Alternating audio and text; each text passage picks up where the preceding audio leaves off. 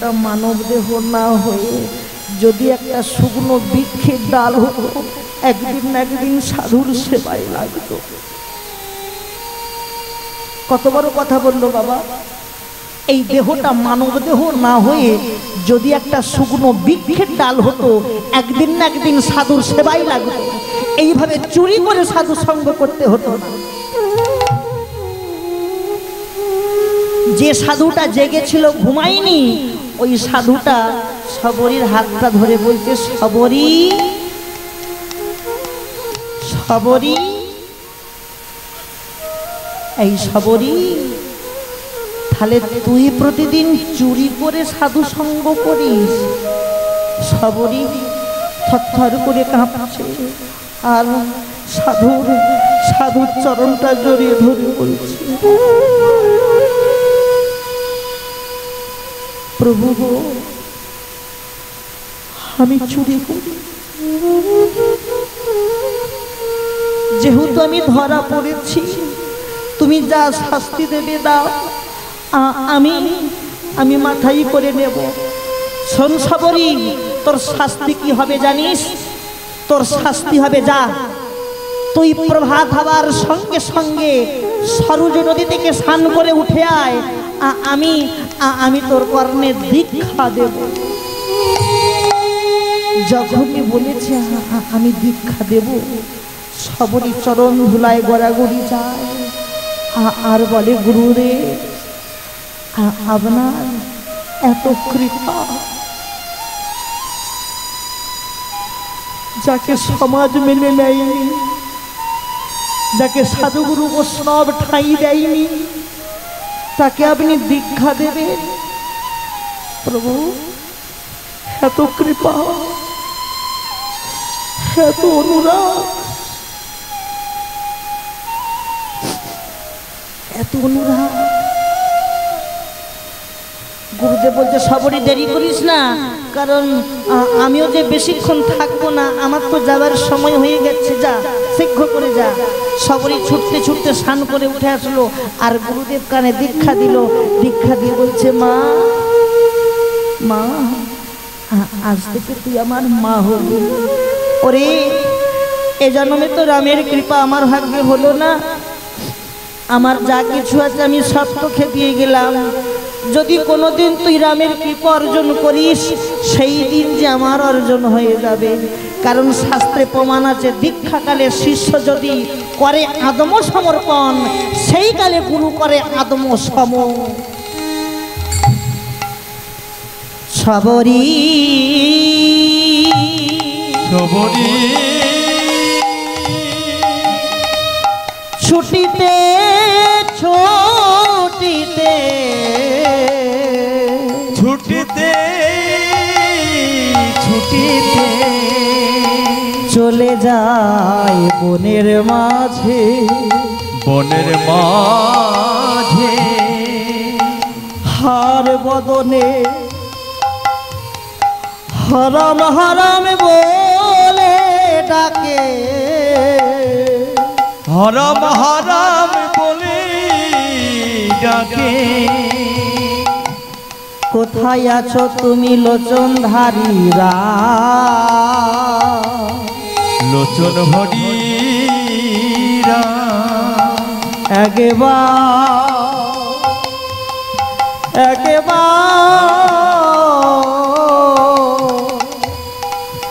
দেখা তুমি একবার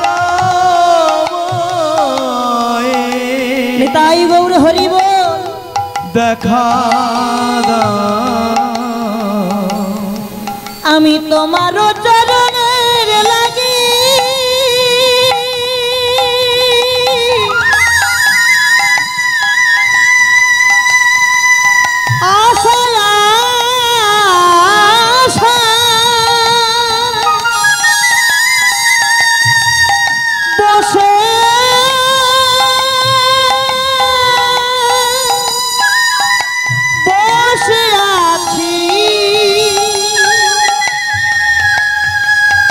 কবে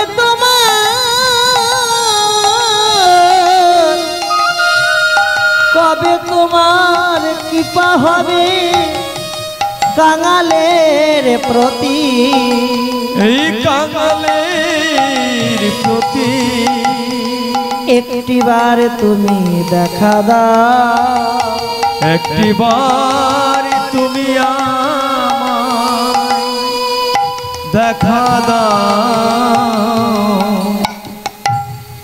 সাবরী যখন প্রতিদিন ডাকে রামকে, দেখো ভক্তি কেমন, দেখো মা তোমরা হয়তো বলবে পালা পালা কিছু ধরেনি, কি ধরে যাচ্ছে, ভক্তি কেমন দেখো। বন থেকে ফল পারতো, ফল পেরে আগে কামড় দিয়ে দেখতো সেই ফলটা মিষ্টি না নোনতা না টক, কিংবা সেই ফলে কেউ বিষ মাখিয়েছে কিনা। যদি বিষ মাখাইয়ে থাকে আগে আমার মৃত্যু হবে, তবু আমি আমার প্রভুর কোনো অমঙ্গল চাই না।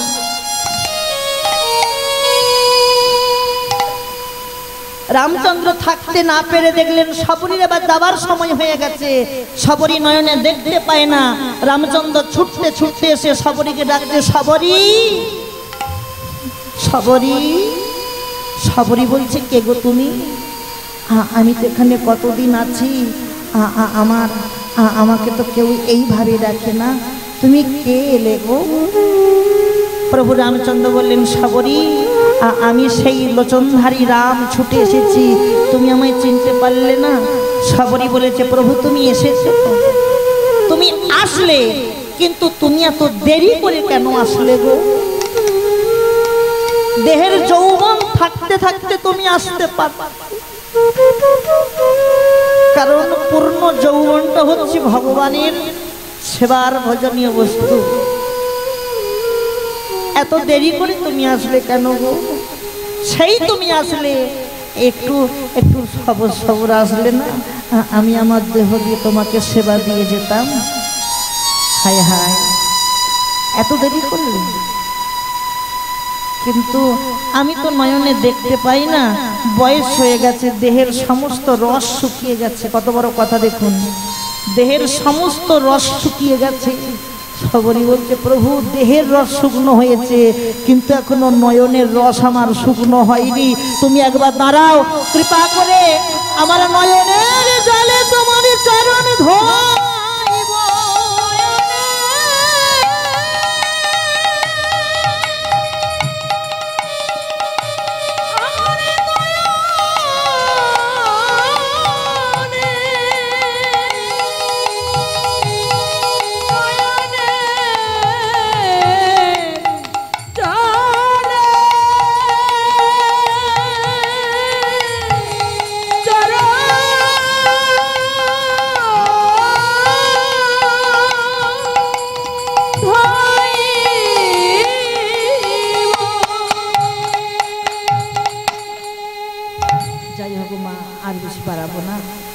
এদিকে ভগবান বললেন, ওগো রাধে, আজ তুমি বাড়ি যাও, আমি প্রমাণ করে দেব এই বৃন্দাবনে যদি সতী থাকতে হয়, তুমি এই বৃন্দাবনের সতী। এমতো সময় রাধারানী বাড়ি ফিরে এসেছে, আর ওদিকে ছোট্ট গোপাল মায়ের কাছে গিয়ে আবদার করছে, মা ও মা। গোপালের মায়ের নামটা কি গো? যশোদা, মানে যশোমতী। গোপাল মাকে বলতো, মা আমার বড় ক্ষুধা লেগেছে, মা তুমি পেট ভরে সেবা দেবে না, উদার পরিপূর্ণ করে নবনী দেবে না? যশোমতী বলছে, আই গোপাল, আই গোপাল, সবাই বলে কি তুই নাকি ভালো নৃত্য করতে পারিস, তাই একটু নৃত্য কর না বাবা, একটু নৃত্য করবি না? হ্যাঁ, আমায় একটু নৃত্য করে দেখা। ও মা, আমি যাদের কাছে নৃত্য করি ওরা আমাকে তাল দেয়, তোমার তাল আছে? আয়ে বলে ভাদরে তাল নয়, ভাদর মাসের তালে কথা বললা, কোন তাল বলো তো? হ্যাঁ, তাল মাত্রা তাল, খুরখুর করে যায়, খুরখুর করে। তোমাদের তাল আছে কি? তা তাল দাও।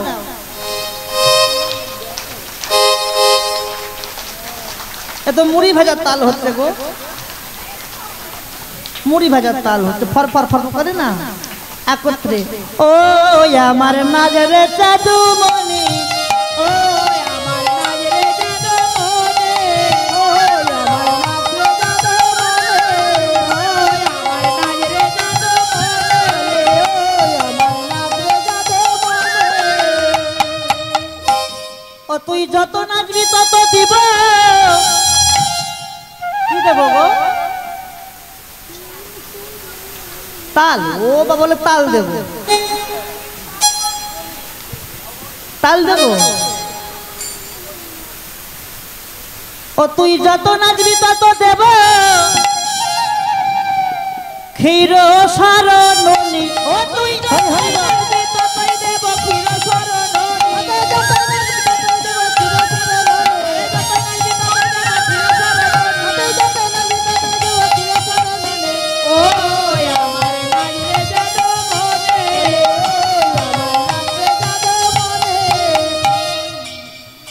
ও আমার নাচরে চিকন কালা, ও আমার নাচরে চিকন কালা, ও আমার নাচরে চিকন কালা, ও আমার নাচরে চিকন কালা।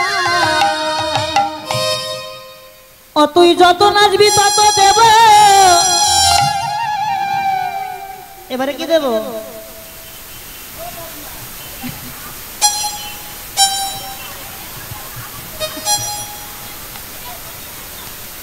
মানে হয়েছে কি ঘোষের গল্প, ঘোষ একটা গল্প মনে পড়েছে, বলবো না চলে যাও। এখানে কেউ ঘোষ আছে কি? হাত তো লাগে, ঘোষ থাকলে বলবো। তা হয়েছে কি এক ঘোষের একটা গাই আছে, গাইটা দুধ দেয় 20 কেজি, আর ঘোষ 28টা বাড়িতে 1 কিলো করে দুধ দেয়। ভালো করে বোঝো বাবা, ঘোষের গাইটা দুধ দেয় 20 কেজি, আর ঘোষ দুধ দেয় 28টা বাড়িতে 1 কিলো করে।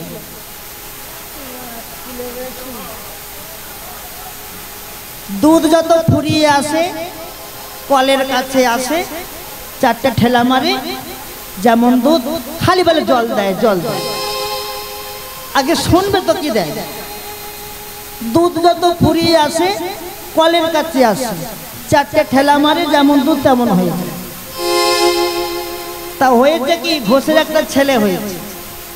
তা ঘোষ মনে মনে ভাবছে কি, অনেক দিন হলো আমি তো এত এত পাপ করেছি, এত জল ঢেলেছি, যে মরবার সময় হয়তো আমি জল পাবো না, তাই একটু পূর্ণ অর্জন করে যাই।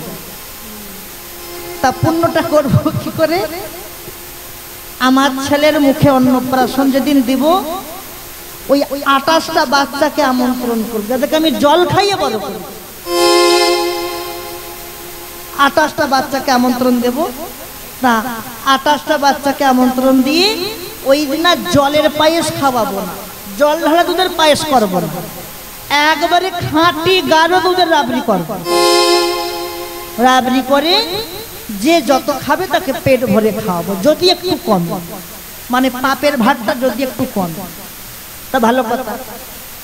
ঘোষ আমন্ত্রণ দিয়ে 28টা বাচ্চা এসে যত দেয় তত বাটি শেষ করে দেয়, যত দেয় বাটি শেষ করে দেয়। বাটি শেষ করে দিয়ে বাড়ি যখন গেছে, ওই 28টা বাচ্চার হয়েছে কি ডায়রিয়া, অনবরত অনবরত করে। 28টা বাচ্চা হয়েছে কি ডায়রিয়া, 28টা বাচ্চা হসপিটালে ভর্তি। আর ওই এবার ঘোষকে টেনে এনে দিচ্ছে গণপিটুনি। তা পিটতে পিটতে নিয়ে চলে গেল একবারে কোর্টে বিচার। জজ প্রশ্ন করছে, এই যে এই 28টা বাচ্চা তোমার কি ক্ষতি করেছিল বাবা? এই 28টা বাচ্চাকে তুমি এইভাবে সর্বনাশ করলে? বলছে, হুজুর আমি সর্বনাশ করেছি কি 28টা বাচ্চাকে মারতে চেয়েছি তার বিচার পরে হবে। আপনি একটু ওই 28টা বাচ্চার গার্জেনকে প্রশ্ন করুন যে 28টা বাচ্চার যখন জন্মগ্রহণ করেছে, জন্মের পর ওদের মা দুধ জুগিয়েছে না আমি দুধ জুগিয়েছি?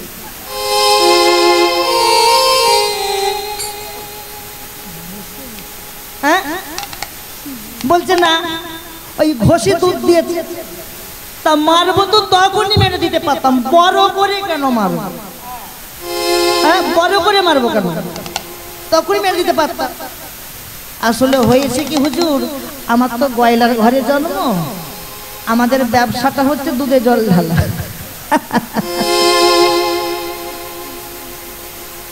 আমাদের ব্যবসাটা কি গো? দুধে জল দেওয়া।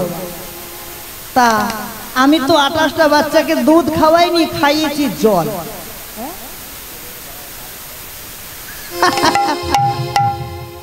আমার এই দাদা আবার কি বলে শোনো, বলছে বৃষ্টি যখন আসবে মানুষ তো তখন ছায়া দেখে যে কোথায় দাঁড়াবো কোথায় দাঁড়াবো, কিন্তু ও ঘোষ দাঁড়াবে না, ও ড্রামের মুখ খুলে দিয়ে ছুটবে। তা হয়েছে কি, আমি তো জল খাইয়ে বড় করেছি, তা দুধ আমি খাওয়াইনি। তা মনে মনে ভাবলাম আমার ছেলে হয়েছে, অন্নপ্রাশনে একটু মুখে ভাতের সময় ওই 28টা বাচ্চাকে আমন্ত্রণ দিয়ে একটু গাঢ় দুধের পায়েস করে খাওয়াবো। আমি বুঝতে পারিনি যে ওই ভেজাল খাইয়ে খাইয়ে ভেজাল হয়ে গেছে, খাঁটি খাইয়েছে তো নিতাই গৌর হরি। আর কেউ তাল বলবে? ওমা খালি বলে তাল দল, ওদের খুব তালের বাগান আছে। ও আমার নাজরে চিকন কালা, ও আমার নাজরে চিকন কালা, ও আমার নাজরে চিকন কালা, ও আমার নাজরে চিকন কালা, ও আমার নাজরে চিকন কালা। ও তুই যত নাচবি তত দেব। কি দেব গো? মাখন রসগোল্লা।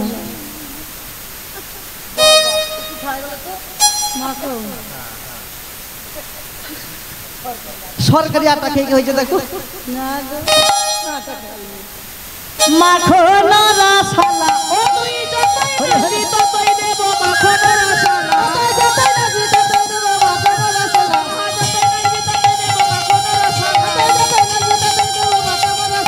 যতই নাচবি ততই দেব মাখন রসগোল্লা। ও আমার নাজরে চিকন কালা, আমার নাজরে চিকন কালা, আমার নাজরে চিকন কালা। এমন সময় নৃত্য করিতে করিতে আমাদের গোপাল মায়ের কোলে অচৈতন্য হয়ে পড়ে গেছে। গোপাল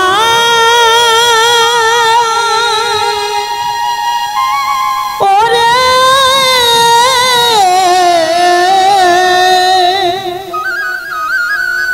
ওরে আমার গোপাল, গোপাল আই গোপাল কথা বল, কথা বল। গোপালের মুখ থেকে কোনো কথা আসে না, গোপাল আর সারাও দেয় না, অচৈতন্য হয়ে মায়ের কোলে শুয়ে আছে। ছুটতে ছুটতে মাতা যশোমতী দিদিকে ডাকছে। দিদিটাকে রোহিণী। এই রোহিণী কার মা? বলরামের মা। ও দিদি, তুমি শীঘ্র করে একবার এসে দেখে যাও, আমাদের গোপাল আর কথা বলে না, অচৈতন্য হয়ে পড়ে গেছে গো। কারো কোল থেকে যদি সন্তান হারিয়ে যায়, যে মা সন্তানকে হারিয়েছে সেই মাই তো বোঝে সন্তান হারানো কি দুঃখ, কি জ্বালা, কি যন্ত্রণা। যে কখনো হারায়নি কখনো বোঝে না। যশোমতী কাঁদছে গোপালের বদনটা ধরে, ওদিকে দিদি রোহিণী সেও কাঁদছে। দেখতে দেখতে সারা বৃন্দাবনে যেন একটা শোকের ছায়া নেমে এলো। আর এদিকে এদিকে যত কাঁদে দুইজনের মধ্যে আনন্দ হচ্ছে না। কেবল গোপালের বিপক্ষে যারা, ওই যে জটিলা আর কুটিলা। রাধারানী মনে মনে ভাবছে আমার বধূ যদি আমাকে ছেড়ে চলে যায়, আমিও যে প্রাণে বাঁচব না, আমিও চলে যাব, আমার বধূকে ছেড়ে আমিও চলে যাব। রাধারানী মনে মনে ভাবছে। রাধারানী সখীদেরকে বলছে, ললিতা ললিতা, তোরা তো আমার মরণ সখী রে, তোদের কাছে বলে যাই। কেন জানিস? আমার বধূ আমাকে ছেড়ে চলে গেল, কিন্তু আমিও যে আমার বধূকে বলেছিলাম, বধূ যেতে যদি হয় একসঙ্গে যাব, আর থাকতে হলে একসঙ্গে থাকবো, কিন্তু আমার বধূ তো তা আমার শুনল না। আমি আমার জীবন ওই যমুনার জলে ভাসাইয়ে দেব। আমার